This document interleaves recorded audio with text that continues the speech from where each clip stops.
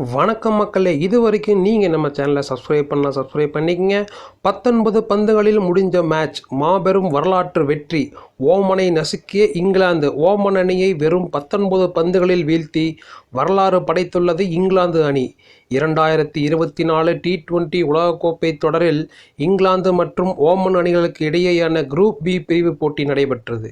இந்த போட்டியில் மிகப்பெரிய வித்தியாசத்தில் வெற்றி பெற்று தனது நெட் ரன் ரேட்டை முன்னேற்றி கொண்டால் மட்டுமே இங்கிலாந்து அணியால் சூப்பர் 8 சுற்றுக்கு முன்னேறும் வாய்ப்பை தக்க வைக்க முடியும் என்ற நிலை இருந்தது. 2022 T20 உலகக்கோப்பை சாம்பியன் அணியான இங்கிலாந்து 19 பந்துகளில் சேசிங் செய்து அதை கச்சிதமாக செய்து முடித்துள்ளது. இந்த போட்டியில் ஓமன் அணி முதலில் பேட்டிங் செய்து அந்த அணி வெறும் 47 ரன்களுக்கு ஆல் அவுட் ஆனது. 13.2 ஓவர்களில் அந்த அணி 47 ரன்கள் மட்டுமே எடுத்து அனைத்து விக்கெட்டுகளையும் இழந்தது. இங்கிலாந்து அணியில் மொத்தமே 4 பந்து வீச்சாளர்கள் மட்டுமே பந்து வீசினார்கள். சுழற்பந்து வீச்சாளர் அதில் ரஷீத் 4 விக்கெட்டுகள் வீழ்த்தினார். வேகப்பந்து வீச்சாளர்கள் மார்க் வுட் மற்றும் ஜோப்ரா ஆர்ச்சர் தலா 3 விக்கெட்டுகள் வீழ்த்தினர். அடுத்து இங்கிலாந்து அணி 48 ரன்கள் என்ற மிகச்சிறிய இலக்கை சேசிங் செய்தது. விக்கெட்டுகள் போனாலும் அதிவிரைவாக இந்த இலக்கை எட்ட வேண்டும் என்ற உறுதியுடன் அந்த அணி களமிறங்கியது. துவக்க வீரர் பிலிப் சால்ட் 3 பந்துகளில் 2 சிக்ஸர்கள் உட்பட 12 ரன்கள் அடித்து ஆட்டமிழந்தார். அவரது ஸ்ட்ரைக் ரேட் 400ஆக இருந்தது. அடுத்து வந்த வில் ஜாக்ஸ் நிதானமாக ஆடினார்.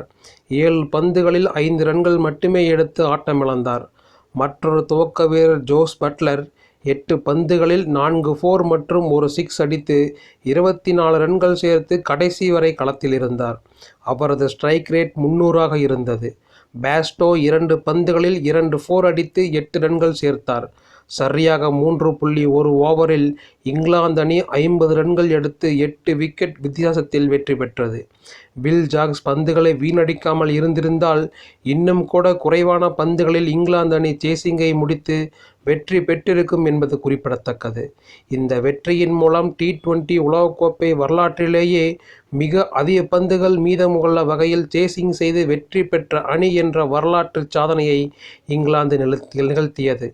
முன்னதாக இலங்கை அணி 2014 T20 உலகக்கோப்பை தொடரில் நெதர்லாந்து அணியை 90 பந்துகள் மீதமிருக்கும் வகையில் வீழ்த்தியிருந்தது. அந்த சாதனையை முறியடித்து உள்ளது இங்கிலாந்து. மேலும் இந்த வெற்றியால் இங்கிலாந்தின் நெட் ரன் ரேட் தற்போது 3.81ஆக உள்ளது. ஸ்காட்லாந்து அணியின் நெட் ரன் ரேட் 2.164 ஆகும். இங்கிலாந்து தனது கடைசி குரூப் போட்டியில் நமீபியா அணிக்கு எதிராக வெற்றி பெற வேண்டும். மேலும் ஸ்காட்லாந்து அணி ஆஸ்திரேலிய அணியிடம் தோல்வியடைய வேண்டும். இது இரண்டும் நடந்தால் இங்கிலாந்து அணி சூப்பர் 8 சுற்றுக்கு முன்னேறும் என்பது குறிப்பிடத்தக்கது.